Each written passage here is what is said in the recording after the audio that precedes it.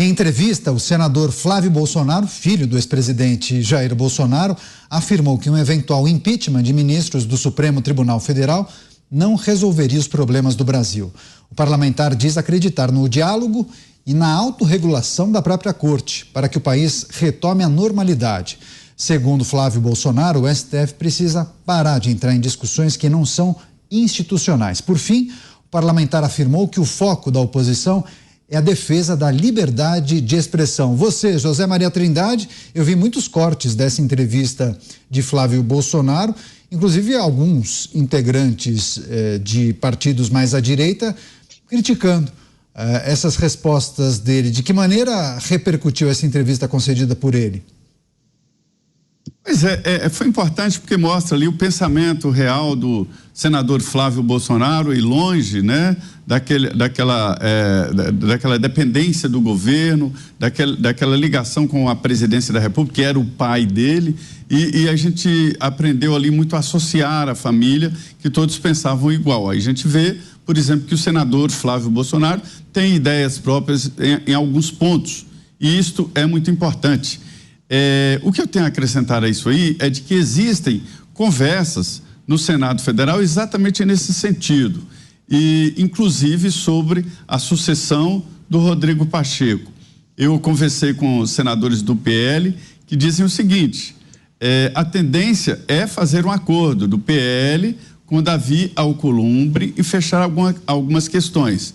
Em primeiro lugar, o senador que me disse isso, que é de que o PL não pode repetir a eleição passada e ficar sem cargos importantes no Senado, porque o Senado é guloso.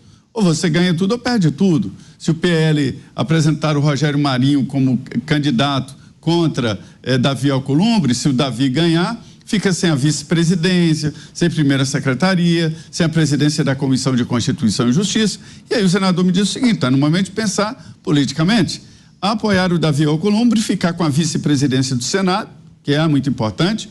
O PL pode, me falaram que vai, mas eu vou colocar pode se transformar no maior partido do Senado Federal, o partido com mais senadores no Senado. É a expectativa e é a articulação do PL. E ficar sem cargo na mesa diretora, sem a Comissão de Constituição e Justiça, é uma inabilidade política muito grande. O PL pagou caro por isso nesses 2 anos. Então a tendência é negociar. Por que eu estou levando para isso?